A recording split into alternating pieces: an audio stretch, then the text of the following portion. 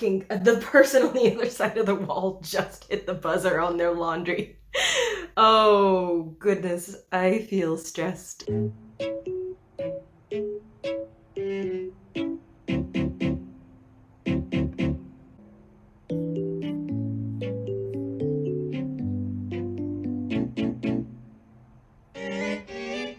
I feel the feelings of stress. The feelings of stress are within me.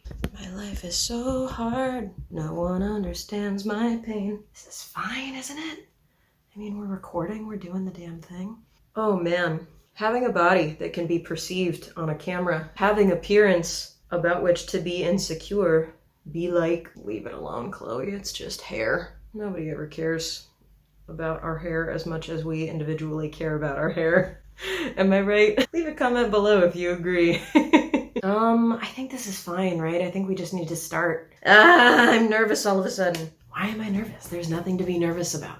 Even in the unlikely event that people see this video, people on BookTube are nice. I hope you take it as a compliment that I'm nervous to be talking to you. It is only because I hold you in such high esteem.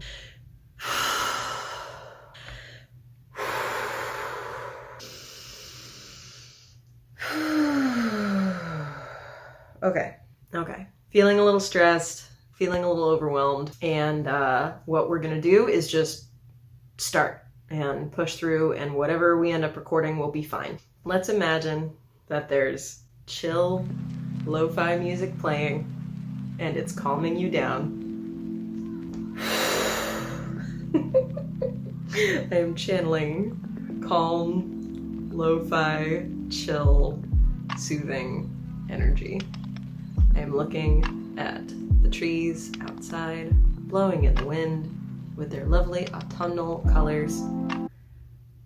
I did allow myself just now to get stressed, wondering how many hours of daylight I may have left. Honey, you've got a big storm coming. All right. Hello there, my parasocial pals, and welcome back to my channel. If you're new here, thank you so much for joining us. My name is Chloe Payne, and I have no idea what I'm doing. Today, we're making a video about the Bloominreadathon. I didn't expect to be so nervous filming this. There's a fair amount of imposter syndrome that I'm pushing through for sure, so. Oh, squirrel. Hi!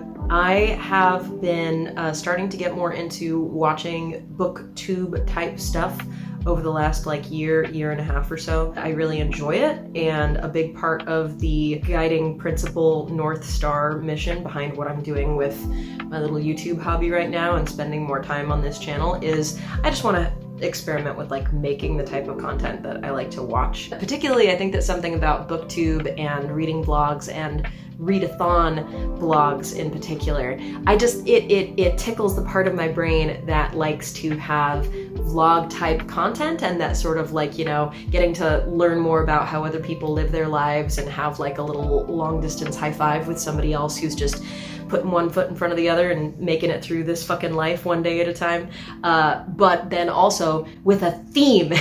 I always knew that Bloomathon would be the one that I would start with, not only because it's a good, generous chunk of time.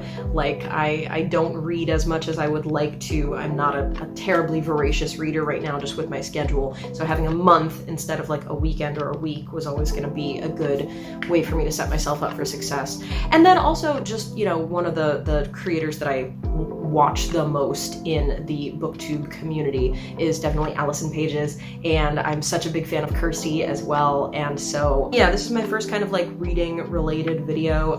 I'll probably make a couple more things like this in the future. I'm just starting to put together a Goodreads for myself, but I haven't really shared it with anybody. The short kind of summary of my reading history is that I am one of those. Chloe, if you can find it, go ahead and put the Tumblr meme right here of what you're talking about with this. I am one of those recovering nerd kids who read voraciously as a child and then kind of hit a burnout period through the course of college and academia and young adulthood. And I'm only just now in the last couple years starting to get back into the habit of just reading for fun. And that's been a delight, but I also am starting to recognize that there are definitely like safety zones that I am in with my reading. I pretty much like only read like queer contemporary romance. I like to read about gay people being happy and like having rom-coms, and that's pretty much all that my heart can take at any given time. I think that I'm in a good spot to be able to start slowly, cautiously expanding what I'm capable of reading. I am in this space now of having a lot of fun with trying to get myself to just like, first of all, read more just in general, because of course, we all have limited time. I feel like we're all always trying to find more time to read. What are some of the like topics and genres and authors that I can expand myself with a little bit, like push my boundaries a little bit and not just be reading, you know, the exact same tropes all the time of like, you know, and then the happy lesbians were happy and then the happy lesbians were happy. I love that shit. I will always return to that shit, but I can return to it, exactly. So I want to start to push myself a little bit more with like, what can I read to journey out of that genre a little bit, but still know that I can go back to my happy lesbian romances when I need to. Hearing vloggers that I really like, creators that I really like, talking about how much they're reading and what different reading slumps they go through, and the good like cathartic or surprising or disappointing even experiences that they have in their reading journeys. It's encouraging for me. It even when I don't have as much time to be reading as I would like to have for like, you know, consuming pages in front of my own eyeballs and reading myself, it feels like a really nice sort of just adjacent connection to my passion for reading, to have booktube content in front of me as much as possible. And it feels really nice to have kind of a community that is there to plug into that, can resonate with that, right? That like understands that like, man, if we all had our druthers, wouldn't we all just be curled up with a book and a cat and some tea right now? It's nice to have other like, you know, just nerds to commune with on the internet who kind of understand what that is. The hosts of the Bloominreadathon, not only Allison and Kirstea, but throughout the, you know, Instagram posts that they've been making with having like other sort of guest hosts jump in. The tone with all of the hosts and with even like the comments and the stuff that everybody else is making, this is a relaxed space. Ooh, even just saying that word is like helping me calm down a little bit here in this moment. I really appreciate that this is a theme of the goal is just to be reading more than you have been reading. Do what you want with these rules. These are just guidelines. These are just themes. These are just suggestions. So, in the interest of pushing that as far as possible, I am going to be real loosey-goosey with the rules.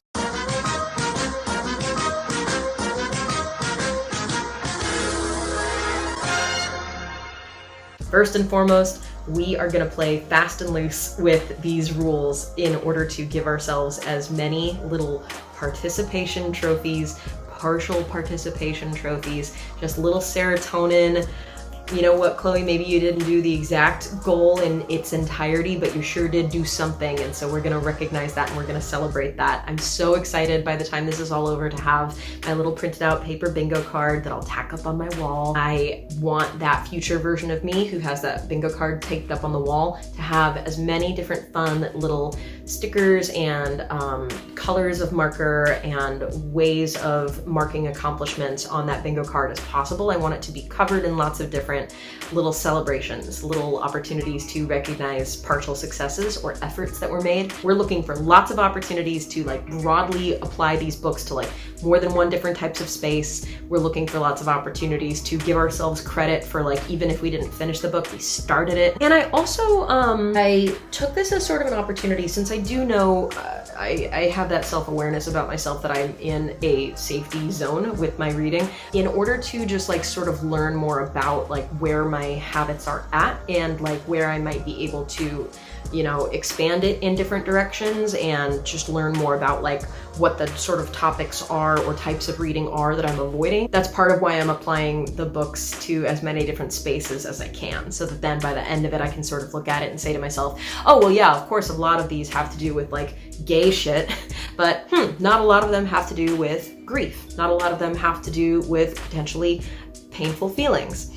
what do I want to do with that information? You know, so that's part of what was fun for me about putting this all together. As I sit here right now recording, it is November 18? It's November 18th. I am pretty sure that I've done the bulk of the reading that I'm gonna get done for the month, but I do have Friendsgiving time away coming up next week, so I might, you know, be able to like sit on a porch and sip some coffee and enjoy some good reading time. I anticipate that I'm going to be uploading this video on November 30th. So I anticipate that this is going to be basically just something for me to look back on as like, hey Chloe, that book that you started in the last week of November, have you finished it yet, kind of thing. We're going to go through these books in no particular order. The only order that exists is just that I was stressed when I sort of made my bullet points about this a half hour ago. There are 9 books that I have already like either read or I'm gonna start to read, 9 books that are on my list, and then there might be a 10th one added by the time I get around to editing this, because the co-workers book club is gonna be voting on which one we're gonna be selecting for our next read here in the next week or so. So I might be able to include that information when by the time we get this video posted. Wouldn't that be fun? And then it would be 10. I would love to have an even 10 number. But as of right now, the 9 books that we have. A memoir called Something That May Shock and Discredit You by an author named Daniel Lavery. New queer romance by Katia Rose called Girlfriend Material. Another queer romance by an author whose name I don't remember, but it's on the screen, called Guava Flavored Lies. A childhood reread called The True Confessions of Charlotte Doyle by Avi, fancy one-name author. The Night Circus by Erin Morgenstern. The Metamorphosis by Franzkafka as adapted into a graphic novel by Peter Kluper, I think I'm saying his name right. The Harrietporber book, the Trans Wizard book by Chucktingle. Restisresistance, a manifesto by Trisha Hersey. And book 2 of the Lyremouth Chronicles by Jane Fletcher. The name of book 2 is The Traitor and the Chalice. Those are the 9 books that we have to talk about.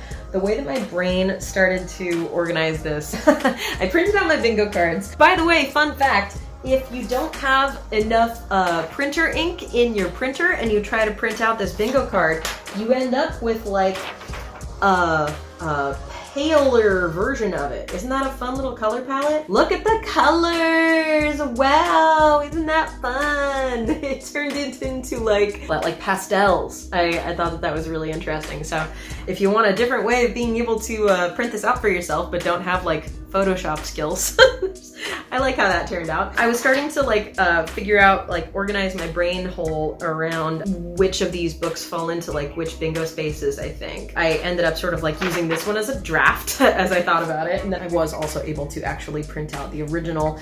Man, how just like cottagecore, cozy, autumnal. Oh my god, I love this color story so much. I can't wait to have this up on my wall. I'm so excited. So I have this one that will ultimately be what I track everything on, but it worked out perfectly that I ended up with sort of like a dud that I printed, because I sort of used this to start like making notes and like separating everything out. Okay, so the way that I broke these books down into what their categories are for like the bingo spaces, based on what I think I know about the books, since I haven't read all of them, and based on just trying to like broadly give myself as many like participation points, you know, encouragement trophies across the board as I can.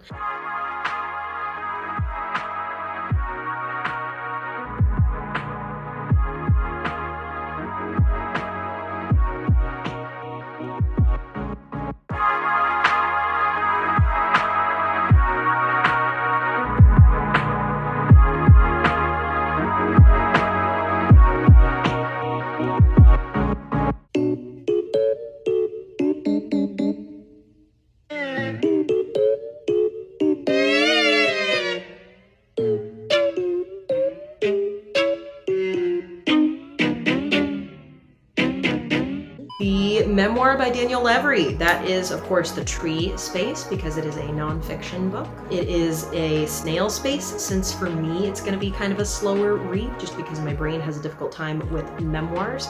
It is a green carnation read for sure. A lot of the books on my list are green carnation reads. And it is a dandelion, just since I've had it for like 2 years and I just let it sit on the phone and I'm only just now getting around to listening to it. The Katya Rose book, Girlfriend Material. This is for me a busy bee space entry, just for the fact that it in this niche, this community of people who read self-published, direct to like online or Kindle release queer fiction, it has remained in like the top 5 or the top 10 or something like that of that category ever since it was published. So it's very much a busy bee entry within this wee little community of, you know, wee queers on the internet who be reading lesbians. Succulent because it is a spicy, it's a romance, of course. The Water. What's Water about? Oh, from an author that you're thirsty to read more of. Yes! The other 2 books that I've read by Katya Rose so far, the theme is very much about like the college age, being passionate about people in your life, but also having like extracurricular passions. The one book is very much about Scottish dancing and like being involved in like professional like Highland dance culture, very kind of like Dance Moms, but with kilts. And then the other one was a lacrosse romance, and we're not supposed to be together because we're on the same team, and like, you know, the community and the friendships and the relationships and the politics of the community that they're in each of those books is like a very formative part of the experience. The setting of Girlfriend Material, they're both in the costume design department at their theater program in a Toronto university, and so they're like, it's like a theater kid romance. I'm so excited about it. The Fertilizer Space, a book that will nourish your soul. Reading queer contemporary romance is entirely about nourishing my soul. It is just my happy escapism. Green Carnation, of course. Tulip, of course. What next? Guava Flavored Lies. It wouldn't have anything to do with plants, I guess, but if there were a space on this board that would have anything to do with food imagery and like, you know, a book that makes you hungry, that's this book for sure. It's an enemies to lovers. They're 2 women who each run rival Cuban bakeries in Miami. This is one that I started in October, but I finished it in November. So when I figure out, however, I'm gonna give myself points for like, okay, good job, Chloe, you started it during the readathon, or you finished it during the readathon. I'll get to give myself that distinction, so that's really fun. Guava Flavored Lies, variegated, for sure. This is one that I was really surprised when I looked it up on Goodreads, only has like, what, less than 500 ratings or something like that. Succulent, of course, it's hot. Fertilizer, again, it nourishes my soul. Carnation, it's gay. Tulip, it's love. A lot of my repeating themes. Charlotte Doyle. Oh, my heart and the feelings I will feel when I read this book. Definitely a cloud space. I think that this one might be my only cloud space. This exercise has helped me identify the fact that a lot of my interest in reading is I'm having a bad day and I would like to try to have a better day. So let me read something that makes me feel better, happy escapism, and thusly I tend to avoid books that bring up difficult emotions for me. This one, even though I'm pretty sure I remember it just being that like its actual narrative content is pretty standard, like, you know, tomboy type girl goes on an adventure with pirates, but I know that it's going to just have a personal enough, you know, biographical enough meaning for me that it is going to fuck me up. So it's definitely a cloud space, but it's also definitely a sun space because I know that that's going to be good healing catharsis. And I do think that the actual experience, separate and apart from the emotional historical baggage that I bring to the experience of reading this book, I do think that, you know, a nice lighthearted middle grade story about like, you know, a girl on a ship is going to be really, really fun. So it's a cloud space, but it's also a sun space. Fertilizer, nourish that soul. Ladybug, definitely like that kind of thing that like from its outside appearance is, you know, oh, how cute and approachable, and that might be fun for a kid to read, but it's going to destroy my well-being. Roots, I'm returning to my roots, and kind of earth. This book was published in 1990, so I might give myself just like a little a little point for that. Night Circus. I thought that Night Circus is a good qualifier for the moon space because a lot of it takes place in Europe. Maybe something to think about there. Partial moon, a little bit of moon energy. Spider, it's a dark circus. It takes place at night. It's the Black Parade. Roots, just because for me this was a reread, and I gave this one the mole space as well because I fucking hate the guys who run the game in that book. In my review, in my vlog the other day, I talked about the vibes of this book and how it's like wonderful autumnal energy, and how there was like a fandom aspect to the plot that I really, really enjoyed. But one aspect that I did not talk about in that video because it pissed me off was I just hate the two father figures in the Night Circus who are like running the game and who orchestrate everything. I just want to stamp them on their silly little heads and tell them to stop trying to play God with everything. I thought that they were just infuriating antagonists. I did not like them. Harrietporber. In my estimation, the Harrietporber book definitely qualifies as the B space because for my demographic being trans, liberal, shitposting Tumblr nerds, it's a very trendy book. Cacti, just because it's so thin, what you saw, how few, oh yeah, it's like 148 pages, so that'll be nice and quick when I get around to it. Very much a fertilizer I gave it for myself because it's gonna nourish. Gay, carnation, and then the dandelion I'm giving it just because I did buy this months ago. Restisresistance. It's a tree because it is nonfiction. Succulent, because I think that it's a topic that's gonna get me upset. The fact that we even have to like, you know, talk about like deliberately carving out time for rest. By the way, it is officially getting dark all around us. I keep forgetting how early it gets dark these days. I like the weather being like this and the fact that it gets dark nice and early, but I do need to get better then about remembering when there is natural light and when there is not, because now we're losing it. Maybe we should stop talking about it, Chloe, and just continue. These fucking Jane Fletcher books. If I weren't already rambling so much and taking so much time, I would get up and go off camera and pick up the pile of books. This is a series that I only ever got into because I was very into Harry Potter, and that was very much like my comfort go-to reread for a long time. And this author did this thing called being a vocal bigot. So in the early days of pandemic, I did a Google search. What is a series that is like Harry Potter but with lesbians? And that's how I found the Lyremouth Chronicles by Jane Fletcher. I just bought all 4 books right off the bat. The first book was a bit of a slow read for me. It just took a little bit of time to pick up. It was a lot of world building. Also, this book took a little bit of time for me to get into because it hurt my heart a little bit. It was a little emotionally tough. I understand that there's a purpose for representation of like the struggles of queerness, but often when I read, it's because I know that life is hard. I'm not trying to get more representation or think more about the fact that life is hard. I'm trying to imagine a fantasy, an imaginary place where, gosh, what if a queer woman could just be happy? So it did take me a while to get into this first book because the origin of our main character's beginning of her journey is that she comes from a culture where you're not allowed to be gay, and she is ostracized. She's exiled from her community because of that. She ends up finding the love of her life, the warrior and the sorcerer, but it takes her a long time. So that's cool, it got there, but it took me some time to get into. I get the impression as I glance ahead at the summaries of the next few books in the series that the girlfriends are out here solving crimes. The girlfriends are out here trying to solve the mystery of why the magical chalice was stolen from the potion and where's the wizard, and it's gonna be like, you know, solving magical mysteries together. I read like 3 chapters into the second book. It's taken a little bit of time. It felt like a lot of exposition. It felt like a lot of explaining, oh, okay, so she's got the secret position in the library where she's gonna get more information. I'm excited to keep giving it a try. The first book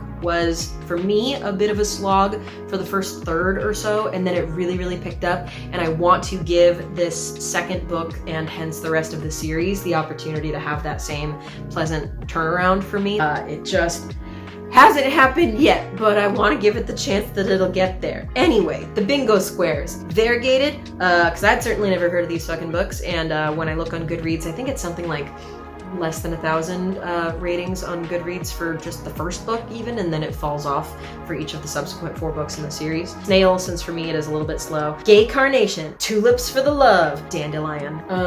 It's dark now. What else do I have to talk about? Oh yeah, so sort of going through this experience showed me that some of the categories that I avoid a lot. I don't read many things about lotus or lily topics. I can see now that I want to challenge myself more in that way. I think that there's definitely more opportunity for me to engage with narratives about disability and about grief. Oh, did I ever finish saying about Kafka? Wait, God, there's a lot that I didn't say about that one. Did I just skip that entirely? I just realized that I kind of skipped some things about the Kafka bingo spaces for the Metamorphosis graphic novel. It's a moon book because it takes place in Vienna?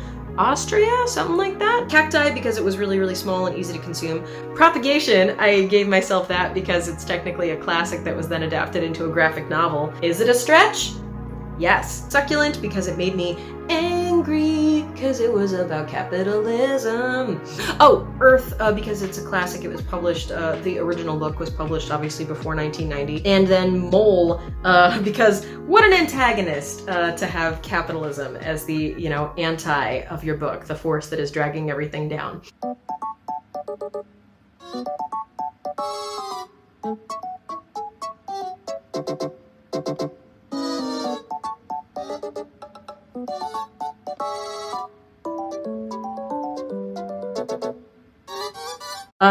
It's getting so dark. What else do we have to talk about? Yeah, I don't read much Lotus. I don't read much Lily. I don't read much Ivy. That was me thinking about like, oh, maybe I should start paying more attention to like popular mainstream things that have good ratings. That might be interesting. And Snail. I definitely don't read many Snail things. I definitely tend to only gravitate towards books that I think are going to pull me in very, very quickly and not require much mental or emotional labor. So maybe I can start to gently tweak that about myself and incorporate more things that are going to be slower burns, but maybe exercise my brain a little bit more. I'm excited to try that. Basically, what I wrote at the bottom of my page is, I avoid emotions.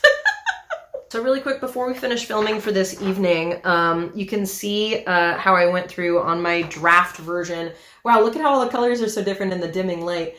I did different little check marks of like, oh yeah, there's like 2 for the busy bee, and like, what's the carnation one? Ha! Yeah, the carnation and the fertilizer. I was able to be like, well, those are the things that I read the most often, aren't they? Yep. Oh, and then I started to daydream to myself, maybe like the yellow will be the ones that I've started, and the green will be the ones that I've finished. Wow, colors, options. And here's editing Chloe with a quick voiceover while you get to enjoy this freeze frame of my frantic face. Tuning in to let you know that my coworker book club has decided on our next read. It's gonna be Braidingsweetgrass, baby, by the author something Kimmerer, whose name I don't remember at this moment, but if you're a viewer of Allison Pages, you're very familiar with this title.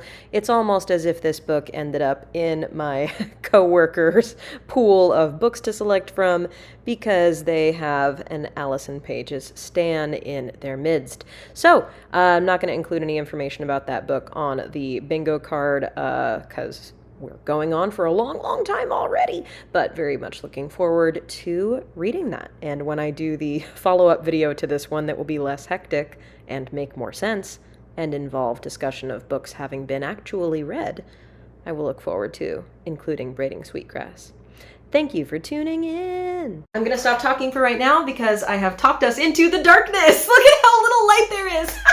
This is so silly. I am sure that I will end up doing a little bit more talking with you just for, you know, finishing this up, and like maybe a week or so from now, what more did I manage to read, or like what does the bingo card end up looking like finally when it's done. It got so dark. I feel bad that this ended up being so very, very harried. I imagined that this would be like a calm, soothing, cozy vlog time, and that's not what happened. So yeah, I'll stop rambling and we'll see what happens the next time Chloe tunes in.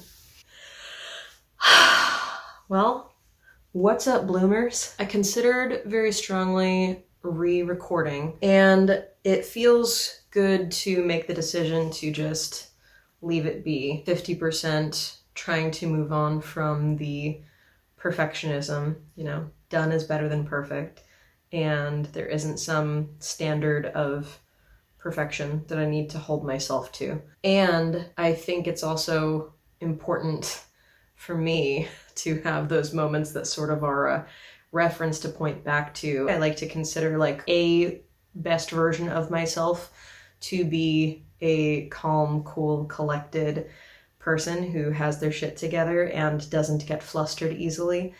And because that is an ideal version of myself that I hold in high esteem in my imagination, I then constantly surprise myself somehow every time I inevitably, of course, throughout the course of a human life, get flustered or get stressed or get nervous or am impacted by my circumstances to experience heightened emotions. It's been really good these last few days to let the fluster experience be an opportunity to reflect and an opportunity to stop and ask myself, what am I so stressed about? The answer, of course, is many things.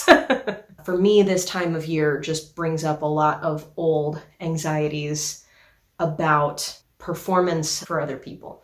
That on top of it just being, I think we all experience different versions of how quickly the time seems to slip away, and before you know it, it's time to be coordinating travel schedules and you only have a finite amount of time in which to try to squeeze everything. And the last time I sat in front of this camera was me saying to myself, expectation, scarcity. I only have a finite amount of time in which to try to perfectly execute what I want this video to be. And so let's do it right. And then as soon as I started to feel like I wasn't doing it right, it was easy to feel like, well, now everything has gone to shit. As time has gone on, as I've gotten older, and as the therapy has helped more and more, it's been incredibly rewarding to have the periods of time that humble me and that force me to stop and reflect. Because on the one hand, I think it's fine to have an ideal version of myself that I try to hold myself accountable to or aspire to in certain ways. And on the other hand, I think it's important to just remember that I can't always be the best version of myself that I would like to be. That is an inevitable part of being a human, not a weakness to beat myself up over. The important thing is to be able to recognize what is it about the moments when I'm not feeling fully like myself that I want to change, and what can I do about it. The fact that this most recent iteration of not really being proud of how I'm feeling, or, feeling not quite like myself, the fact that it happens to be around this topic of reading and book connection with others and readathon and jumping back into books. I realize now as I reflect that part of what also kind of had me feeling flustered the other day was even just the fact that like some of these books are full of like emotions for me. Part of why I'm trying to do something like Bloomin and getting more into booktube is because I've kept myself in a very safe but small wheelhouse with my reading habits for a long time, and I want to expand that in a safe way, in a way that still takes care of myself. So having the opportunity these last few days to slow down, check in with myself, ask myself, Chloe, what's wrong? Why are you feeling this way? Examine the feelings, and then give yourself a little grace that like, well, you had a finite amount of time that you really put a lot of pressure on yourself to try to get a certain thing done, and that already brings with it its own amount of stress. And the topic that you're talking about is kind of activating for you in terms of, oh man, I'm gonna reread the things that made me feel tomboy feelings as a child. I'm gonna read things that have to do with like trans satire. I'm gonna read things that have to do with other people's transition journeys. I'm gonna read things that might just make me, laugh or cry or feel other positive heightened emotions. Like it's even just the reading that I've done so far in this experience and the starting of different books that I've done so far in this experience has pushed me in a positive way.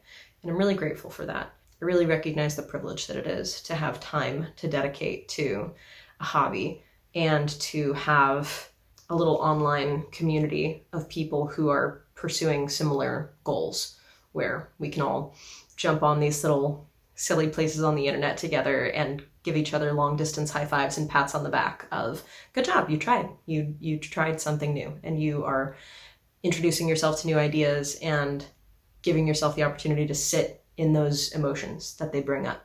So thank you for that.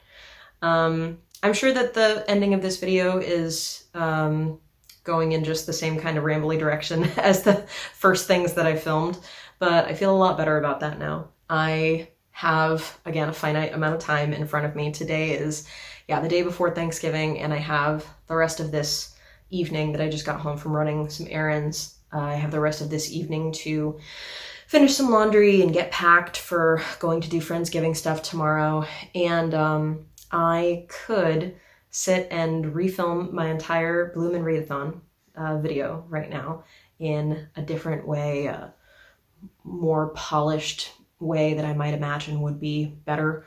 Or I could just let this be what the timer says. I've been talking for like 10 minutes. I could just let this be and put my clothes in the dryer and go take a bath and have some dinner and maybe repaint my nails and go to bed.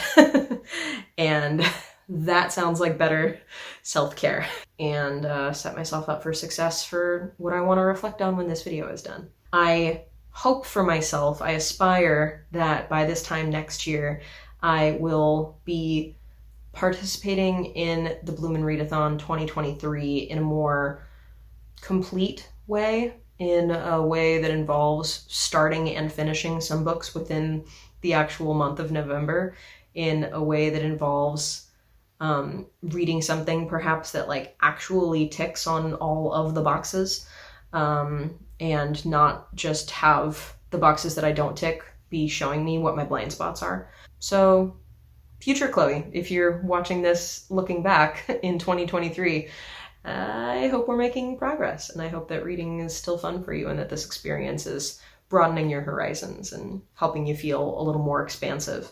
I would love if you would like to leave any comments below about what your experience with the bloominreadathon has been. I've been saving a lot of the watching many different videos about Bloomin for like this time of the end of the month, because I want to kind of like catch up and have like a bunch to like binge enjoy watching. So if you have videos on like, I think there's a playlist, right? Or like I'll maybe just be searching the tag here on YouTube.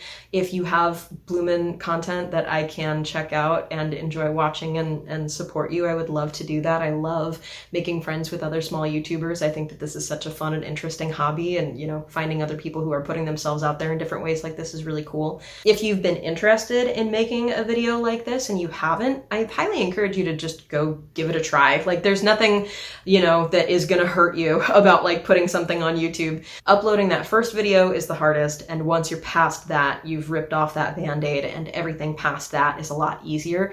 So yeah, if you are interested in trying this kind of thing, you know, what is the big encouragement that the hosts of this readathon always give us is like, basically fuck the rules, create your own rules. I know that now we're at the end of November, the readathon is technically over. Who cares? Make a video about it if you want, and tag me, because I'd love to watch it and support you and hear about what your experience was like. Do you ever have also experiences like this as a reader where you realize that you're in kind of like one particular reading pattern, and does that feel like a comforting good thing for you? Like, yeah, I specifically only like to read things in this genre, and I don't consider that to be a bad thing because it's just what I like, so why would I feel bad about it?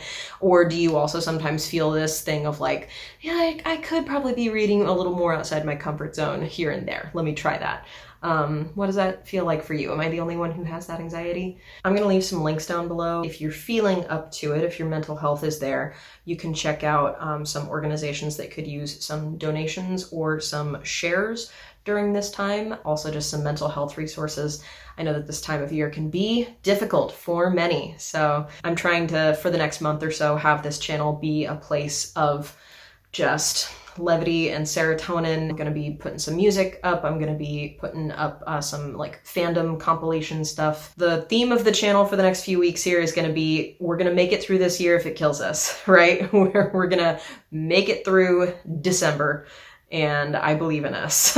If you enjoy mediocre pictures on Instagram or the cool misadventures of a cool 36-year-old cool kid on TikTok, or gay memes and rambles on Tumblr, then I hope that you'll come hang out with me at your social media location of choice. I am at Chloe the Pain on all the things. Big shout out to my patrons, Hiker Steve and Cherry That Tomato. Thank you so much to my patrons, and my information about my Patreon is down below if you would like to check that out. I hope that you'll consider liking the video if you liked it, subscribing if you'd like to stick around. I upload new videos on this channel every Wednesday/Thursday. That's gonna be all for me for right now. Thank you so much for tuning in, and I'll see you next time. Take care of yourselves and take care of each other. Oh, and now we're gonna put something like an end card here. Wow, links, playlists, videos, things to click on. Ooh, and this hat, I'm wearing my one of my new most prized possessions. Oh, there's a little caribou on it because you know why, guys? You wanna know why? Is cause I recently traveled to Minneapolis and I got to go to a caribou coffee for the first time in years. And look at this cute little, can you see? This is caribou coffee, you guys. It's so soft and it's so fluffy and I love it so much.